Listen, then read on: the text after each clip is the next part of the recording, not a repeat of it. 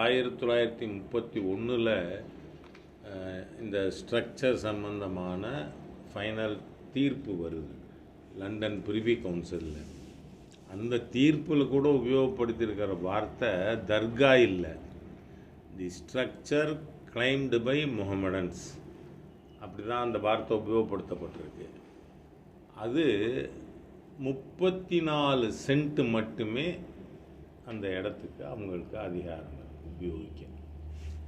அதுக்கு வெளியில் அந்த ஜட்ஜ்மெண்ட்டில் ஸ்டேட்டஸ் குவா anti has to be maintained அப்படின்னா என்ன அர்த்தம்? 1931க்கு பிறகு அந்த தர்காவிலே மேற்கொள்ளப்பட்டிருக்கின்ற எக்ஸ்டென்ஷன் ஒர்க்கு எல்லாமே இல்லீகல்.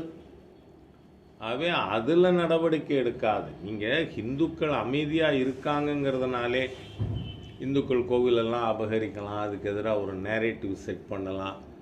அதுவும் இப்போ நீங்கள் பார்த்தீங்கன்னா அயோத்தியில் பண்ணிகிட்டு இருந்த கும்பலுக்கு இன்றைக்கி அங்கெல்லாம் பண்ண முடியல.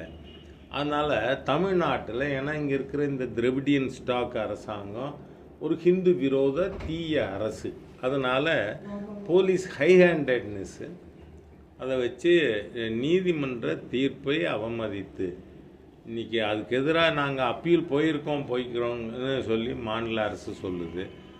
அந்த அப்பீலை சுப்ரீம் கோர்ட் நம்பர் பண்ணியிருக்கா, ஏற்று இருக்கட்டும் அப்படின்னு வச்சுருக்காங்க. அப்படின்னா என்ன அர்த்தம்? ஸ்டில் ஸ்டேட் இது உயர்நீதிமன்றத்தோட ஜட்ஜ்மெண்ட்டு தானே ஃபைனல். அப்படி இருக்கச்ச மாநில அரசாங்கம் அகம்பாவத்தோடு இந்துக்கள் வீதிக்கு வந்து விட மாட்டார்கள்னு நான் கேட்குறேன். யார் எந்த முஸ்லீம் அமைப்பு தீபம் ஏற்றக்கூடாதுன்னு சொன்னாங்க? சொல்ல முடியாது. காரணம் என்ன? அந்த 1931 பிரிவி கவுன்சில் ஜட்ஜ்மெண்ட்டில் தெளிவாக என்ன சொல்லியிருக்கு? இந்த 34 சென்ட்டு தவிர whole mountain belongs to Lord முருகா.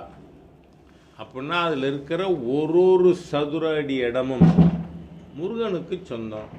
முருகனுக்கு சொந்தமான அந்த இடத்துல தீபம் ஏற்றுறத இந்த ஹிந்து விரோத தீய ஸ்டாலின் அரசு எப்படி தடுக்க முடியும்?